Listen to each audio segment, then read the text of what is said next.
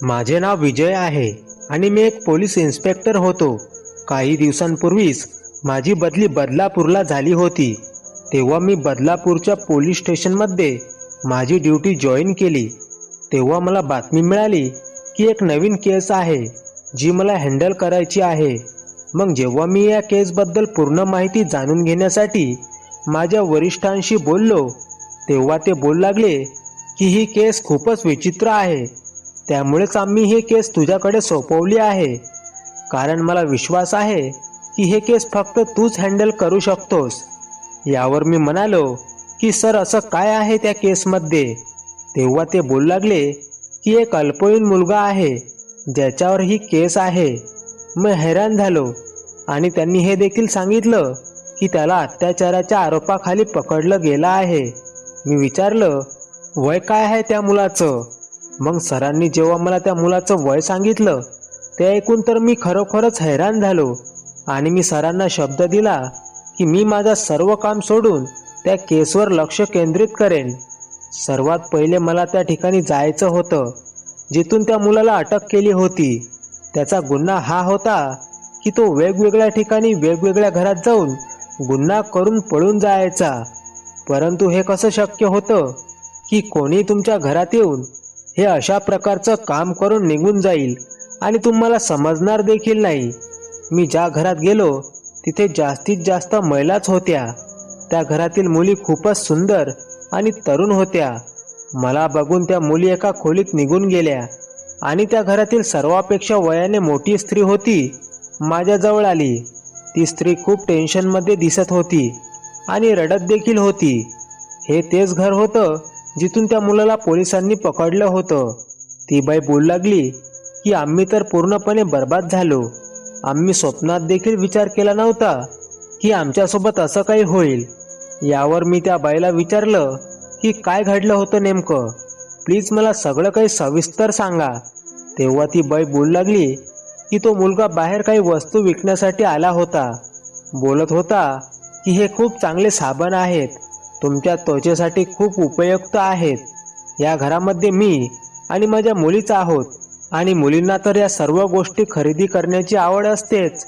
म्हणून आम्ही त्याला म्हणालो की ठीक आहे, दाखव काय आहे तुझ्याजवळ. परंतु थोड्या वेळानंतर तो मुलगा अचानक बेशुद्ध झाला.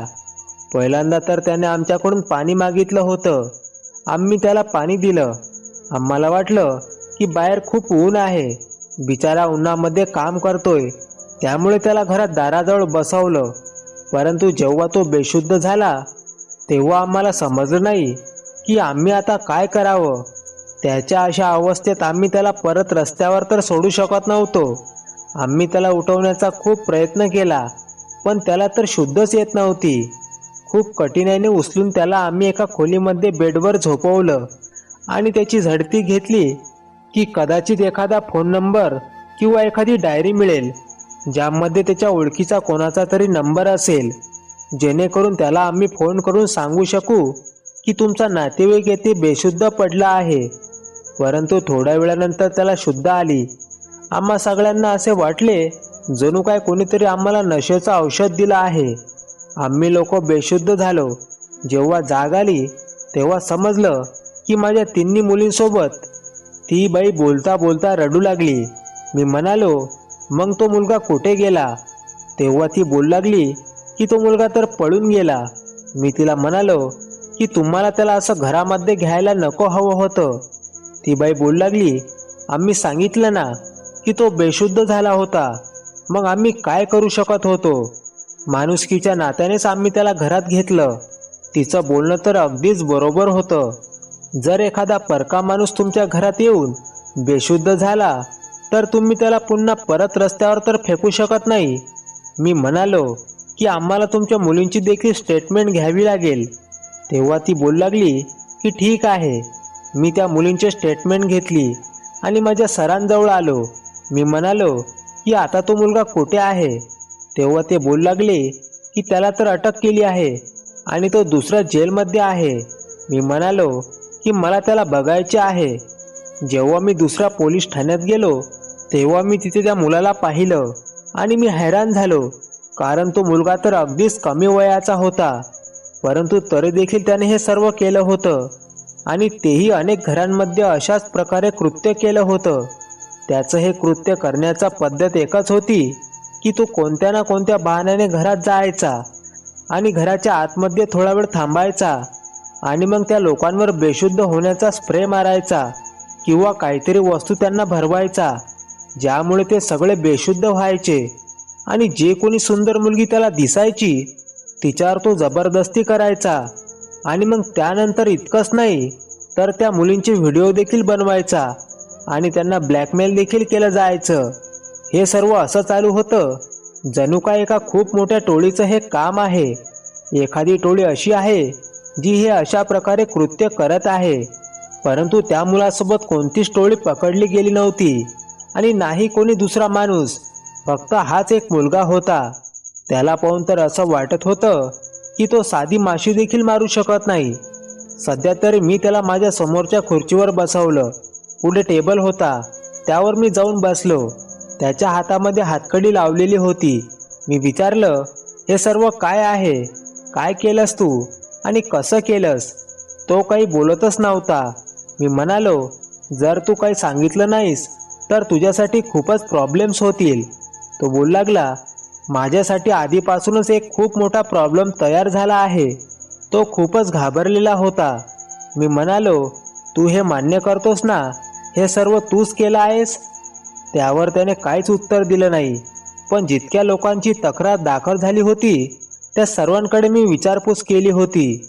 सर्वांनीच अशा प्रकारचीच काहीतरी कहाणी सांगितली होती की हा मुलगा एखाद्या कामाने यायचा आणि बेशुद्ध व्हायचा, मग बोलायचा की मला खूप भूक लागली आहे, अशाच काहीतरी इमोशनल गोष्टी सांगायचा. कुणाला सांगायचा की माझी आई नाही, तर कुणाला सांगायचा की माझ्या बापाने माझ्या आईवर हात उचलला आहे, माझ्या घरामध्ये बहीण भाऊ उपाशी आहेत, रडायचा, त्यांना मिठी मारायचा.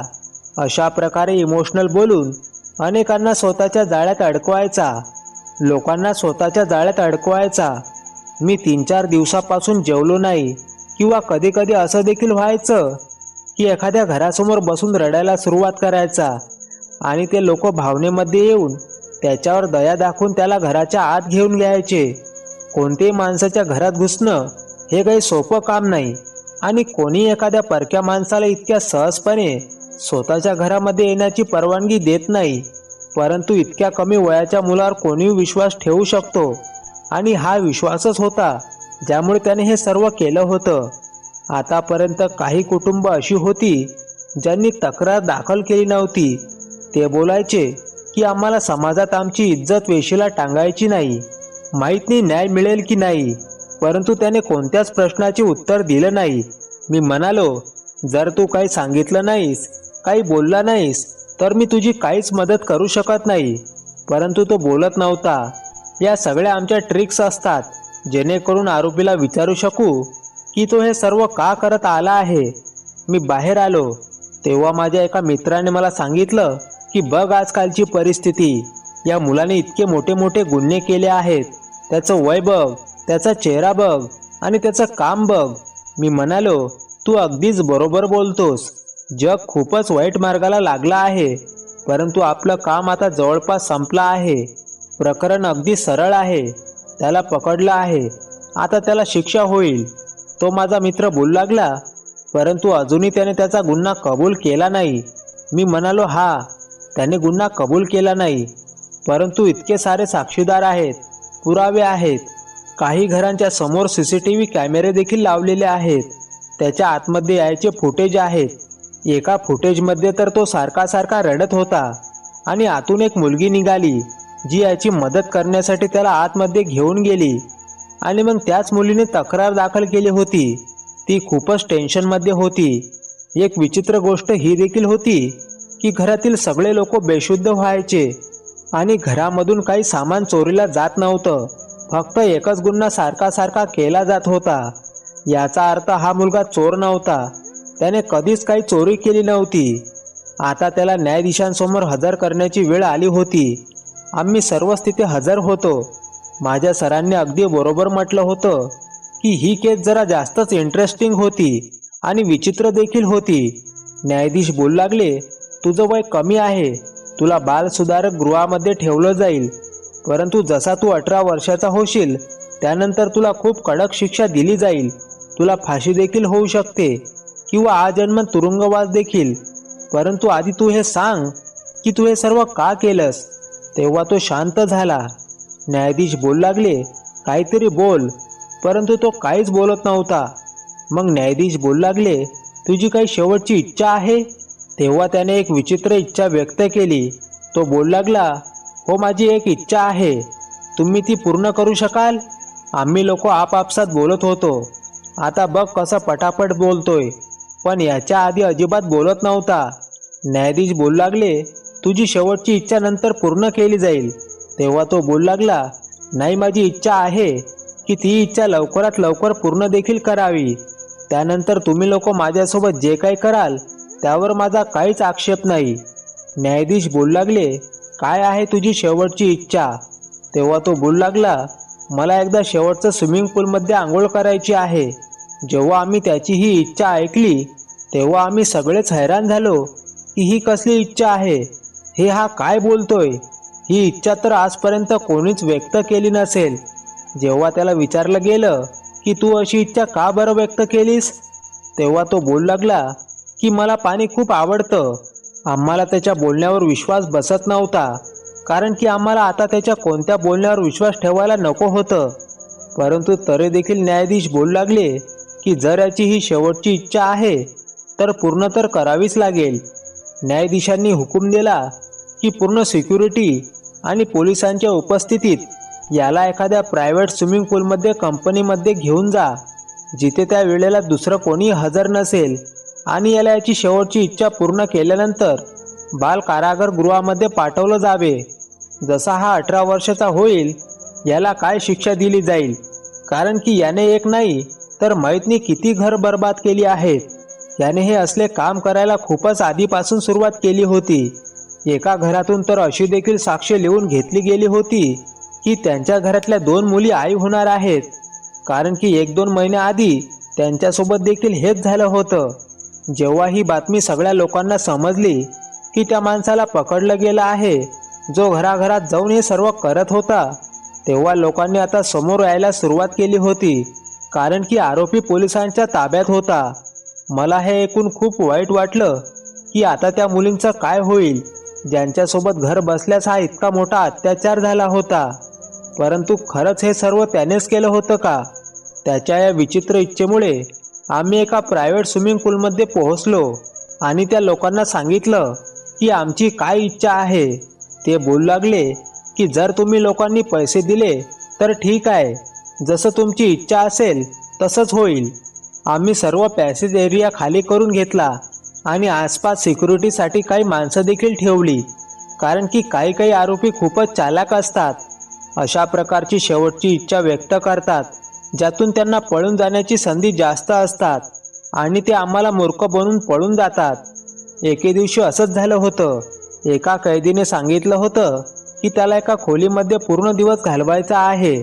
बस हीच त्याची शेवटची इच्छा होती आणि संधी साधून तो तिथून पळून गेला होता. मी त्या मुलाला सांगितलं की ठीक आहे, आता इथे कोणीच नाही, तू तुझी शेवटची इच्छा पूर्ण करू शकतोस. त्याचं नाव रामू होतं. दिसायला सुंदर होता, वयाने कमी होता, परंतु शरीराने अगदी तरुण वाटत होता. जर मी माझ्यासोबत बोललो तर मला नाही वाटत की त्याने काही चुकीचं केलं असेल, कारण की तो चेहऱ्याने अगदीच निरागस वाटत होता. परंतु असेच लोक आरोपी असतात, त्यांच्या चेहऱ्यावर हे लिहिलेलं नसतं की ते आरोपी आहेत. मी जाऊन मागे बसलो. माझ्यासोबत न्यायाधीश देखील हजर होते. ते बोलू लागले की माझ्या देखरेखीमध्ये याची शेवटची इच्छा पूर्ण करू इच्छितो. ते माझ्यासोबतच बसले होते आणि आम्ही लोक आमच्या बोलण्यामध्ये गुंग झालो. जसं की 2 लोक बसलेले असतात तेव्हा आपापसात काही ना काही नक्कीच चर्चा करतात आणि आजूबाजूला काही पोलीस देखील पाहण्यासाठी उभे होते. त्या मुलाने त्याची चप्पल काढली आणि पाण्यामध्ये जाण्याची तयारी करू लागला.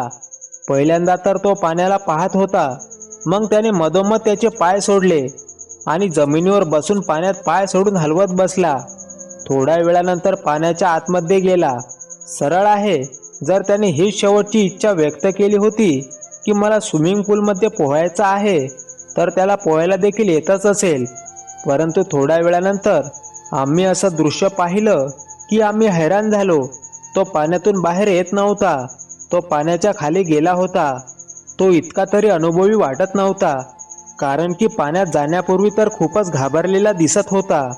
मी पाण्याकडे पाहिलं तेव्हा तो मुलगा वरती येत नव्हता. मी लगेच जज साहेबांना म्हणालो, हे सर्व काय आहे? मुलगा तर पाण्यातून वरती येतच नाही. तेव्हा ते देखील जरा सावध झाले. हा काहीतरी गडबड नक्कीच वाटते. मग एका माणसाला इशारा केला की जरा पुढे जाऊन बघ की काय आहे. तेव्हा त्याने पाहिलं आणि त्याने लगेचच पाण्यामध्ये उडी मारली. आम्ही लोक देखील हैराण झालो. तो बोलू लागला की मुलगा तर बुडत आहे. याचा अर्थ तो शिक्षेपासून वाचण्यासाठी आत्महत्या करण्याचा प्रयत्न करत होता, कारण की कदाचित त्याला जेलमध्ये जायचं नव्हतं. जितकं त्याचं वय होतं त्याच्याकडून या अशा गोष्टीची अपेक्षा नक्कीच केली जाऊ शकत होती. परंतु याच्या आधी त्याने जे काही कारनामे केले होते, मग हे सर्व त्याने कसं काय केलं होतं? जर तो इतका भित्रा होता, मग त्याने सर्व कसं काय केलं होतं? त्याला पाण्यातून बाहेर काढलं तेव्हा त्याचा श्वास खूपच हळूहळू चालू होता. लगेचच त्याला आम्ही डॉक्टरकडे घेऊन गेलो. न्यायाधीश देखील टेन्शनमध्ये आले आणि आम्ही सर्व देखील हे सर्व काय झालं? आम्ही लोक लगेचच डॉक्टरकडे गेलो. जेव्हा डॉक्टरला सांगितलं की हा तोच मुलगा आहे ज्याची बातमी सकाळपासून सगळीकडे पसरत आहे, तेव्हा डॉक्टर देखील थोडे हैराण झाले की हा तो मुलगा आहे. मला वाटलं कोणीतरी तरुण मुलगा असेल. आम्ही म्हणालो, हो हाच आहे. त्यांनी लगेचच त्याला चेक करायला सुरुवात केली. आमच्या डोळ्यासमोरच त्याला बेशुद्ध आली होती. त्याच्या पोटातून पाण्याचा आवाज येत होता. जे पाणी त्याच्या तोंडातून बाहेर निघत होतं, याचा अर्थ त्याची अवस्था आधीपेक्षा ठीक होती. तो शुद्धीत आला होता आणि जिवंत देखील होता. परंतु डॉक्टरने सांगितलं की मला आणखी काही वेळ याला माझ्याजवळ ठेवावं लागेल, कारण की मला काहीतरी वेगळीच गडबड वाटते. आम्ही म्हणालो, हा तुमच्यासोबत जास्त वेळ राहू शकत नाही. हा तुम्हाला फसवून पळून जाऊ शकतो. तेव्हा ते बोलू लागले, मग तुम्ही 2 माणसांना माझ्यासोबत पाठवा. परंतु मला हे प्रकरण काहीतरी वेगळंच वाटतंय. आम्ही म्हणालो, म्हणजे? तेव्हा ते बोलू लागले, मी तुम्हाला देखील सांगतो.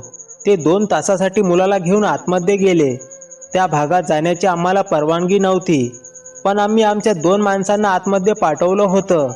त्यानंतर डॉक्टरने आम्हाला त्यांच्या खोलीत बोलावलं आणि सांगितलं की त्या मुलाच्या शरीराच्या आतमध्ये आम्हाला एक अशी गोष्ट मिळाली आहे जी हे दर्शवते, जे तुम्ही लोक समजत आहात तो हा नाही. आम्ही म्हणालो, म्हणजे? नक्की तुम्हाला काय बोलायचं आहे? तेव्हा ते बोलू लागले, या मुलाच्या शरीरामध्ये एक चिप लावली गेली आहे. त्यांनी आम्हाला एक चिप दाखवली. ते बोलू लागले, ही चिप त्याच्या मनगटामध्ये लावली गेली होती आणि याला लावणं इतकी काही मोठी प्रोसिजर नाही. अगदी आरामात होऊन जाते. जेव्हा आम्ही ती चिप आमच्या त्या डिपार्टमेंटला दाखवली आणि त्यांनी जेव्हा ती चिप चेक केली, तेव्हा ते बोलू लागले, ही चिप तुम्हाला लोकेशन दाखवते. याचा अर्थ तुम्ही कोणत्या जागेवर हजर आहात या गोष्टीला इंडिकेट करते. याचा अर्थ हा एक डिटेक्टर आहे. परंतु मग ती त्या मुलाच्या हातामध्ये का होती? याचा अर्थ आम्ही जे समजत होतो ते खरं नव्हतं. आम्ही हे समजत होतो की हे केस क्लोज झाली आहे. मुलगा गुन्हेगार आहे. त्याला पकडलं गेलं आहे. त्याला शिक्षा दिली गेली आहे. परंतु कदाचित हे मॅटर काहीतरी वेगळंच होतं. मग आम्ही त्या मुलाला विचारलं की आता सांग की नक्की हे सर्व काय आहे? तेव्हा त्याने आम्हाला एक अशी गोष्ट सांगितली की ज्यामुळे या केसची एक नवीनच बाजू आमच्या समोर आली, ज्याला ऐकून आम्ही सर्व हैराण झालो. त्या मुलाची अवस्था आता आधीपेक्षा चांगली होती. तो आमच्या समोर बसला होता. मी म्हणालो की तू आधी देखील काहीच न सांगून पोलिसांना आणि न्यायालयाला फसवलं आहेस, आणि आताही जर तू काही बोलला नाहीस तर खूप वाईट होईल. त्यामुळे सांग, हे सर्व काय आहे? ही चिप तुझ्या हातामध्ये कोणी टाकली आहे? तेव्हा तो बोलू लागला की मी तुम्हाला सर्व काही खरं खरं सांगतो. खरं तर मी एकटा नाही, माझ्यासोबत एक पूर्ण टीम आहे. मी विचारलं, म्हणजे टीम कोणती? कोणती टीम?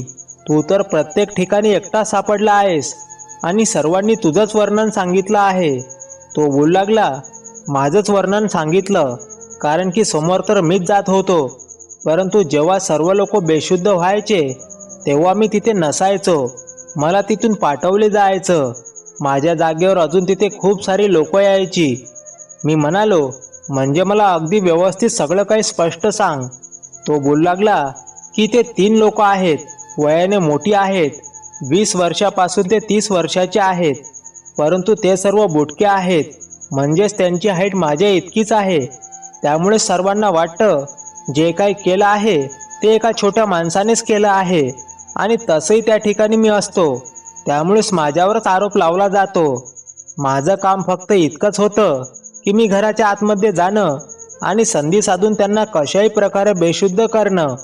माझ्याजवळ बेशुद्ध करण्याचा स्प्रे असत किंवा कधीकधी एक बेशुद्ध करण्याचा डिव्हाइस असत. तो स्प्रे त्यांच्या तोंडावर मारायचो, ते लोक बेशुद्ध व्हायचे आणि मग त्यानंतर ते लोक त्यांना जे पाहिजे ते करायचे. कारण की त्या सगळ्यांसाठी मुलींची इज्जत लुटणे हा सर्व एक मजाक होता, एक एन्जॉयमेंट होती. त्यांना ते सर्व करायला आवडायचं आणि त्या ठिकाणी मला पाठवायचे, कारण की एका छोट्या मुलावर कोणालाही संशय यायचा नाही.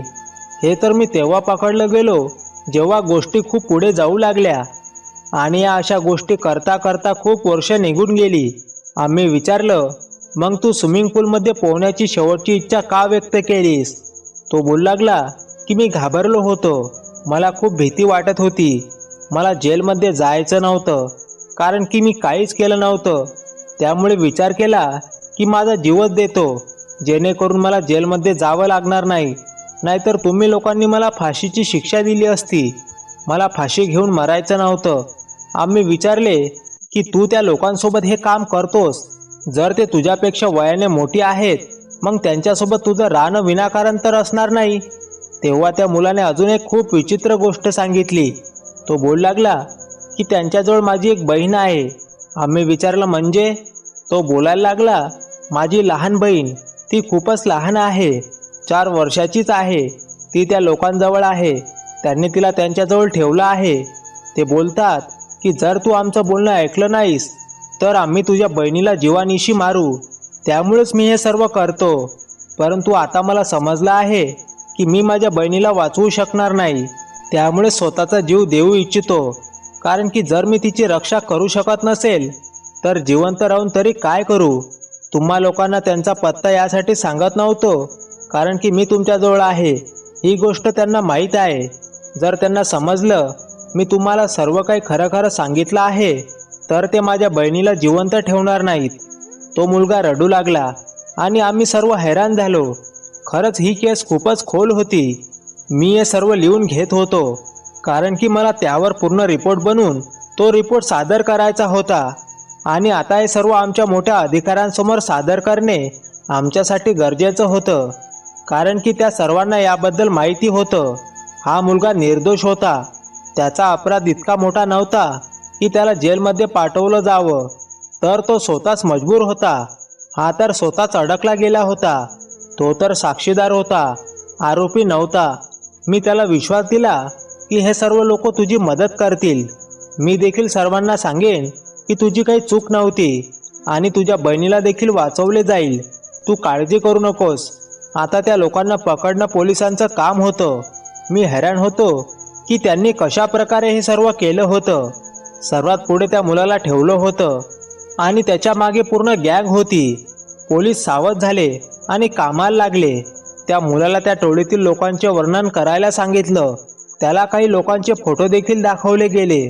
त्या गुन्हेगारांपैकी 3 गुन्हेगार तर त्या फोटोमध्येच होते. तो मुलगा बोलू लागला की ही 3 माणसं त्यामध्ये आहेत, परंतु ते देखील पकडले गेले. जेव्हा त्यांना पकडलं गेलं तेव्हा पोलिसांनी खूप मोठी प्रेस कॉन्फरन्स देखील ठेवली. यामध्ये त्यांना देखील बसवलं आणि त्या मुलाला देखील, आणि पूर्ण कहाणी मी सगळ्यांसमोर सांगितली आणि त्यांना सांगितलं की नक्कीच प्रकरण काय होतं. सर्व लोक हैराण होते. मी त्या मुलांना पाहिलं. नक्कीच ती मुले सगळेच बुटके होते, परंतु ते वयाने खूप मोठे होते. समजलं की ते तिन्ही भाऊच आहेत. त्यांचे चेहरे देखील मिळते जुळते होते. आम्ही रामूच्या बहिणीचा देखील पत्ता शोधून काढला. जेव्हा तिला रामूकडे सोपवल्या गेलं तेव्हा तो अगदी आनंदाने रडू लागला. ती मुलगी देखील स्वतःच्या भावाला मिठी मारून रडू लागली आणि खूपच घाबरलेली होती. रामूने आमचे आभार मानले मग त्यानंतर त्या दोघांनी चाइल्ड केअर असोसिएशनच्या हवाली केल्या गेलं की जेव्हापर्यंत ते तरुण होत नाहीत त्यांचा सर्व खर्च आणि त्यांची जबाबदारी तेच करणार होते. मी कधी कधी रामूला भेटायला जातो, तो माझे खूपच आभार मानतो आणि स्वतःच्या बहिणीसोबत तिथेच राहतो. खरंच म्हणतात जसं दिसतं तसं नसतं. जर आम्ही लोक या केसच्या मुळापर्यंत गेलो नसतो तर कदाचित आम्ही त्या निरागस रामूला शिक्षा सुनावून त्याला जेलमध्ये टाकलं असतं आणि त्याला शिक्षा देखील मिळाली असती. त्याची बहीण कायमस्वरूपी कुठेतरी हरवून गेली असती आणि त्या लोकांनी पुन्हा एकदा रामूसारखा दुसरा एखाद्या मुलाला शोधून स्वतःच्या घाणेरड्या धंद्यामध्ये सामील केलं असतं. परंतु कदाचित त्यांच्या पापाचा घडा भरला होता. त्यामुळेच परमेश्वराने आम्हाला रस्ता दाखवला आणि आम्ही त्या गुन्हेगारांना पकडलं. तर मग मित्रांनो, तुम्हाला ही कथा कशी वाटली कमेंट करून नक्की सांगा. आणि कथा आवडली असेल तर आपल्या चॅनलला प्लीज सबस्क्राईब करा आणि व्हिडिओला लाईक करा. शेवटपर्यंत कथा बघितल्याबद्दल तुमच्या मनापासून खूप खूप आभार. पुन्हा भेटू नवीन कथेसह. धन्यवाद.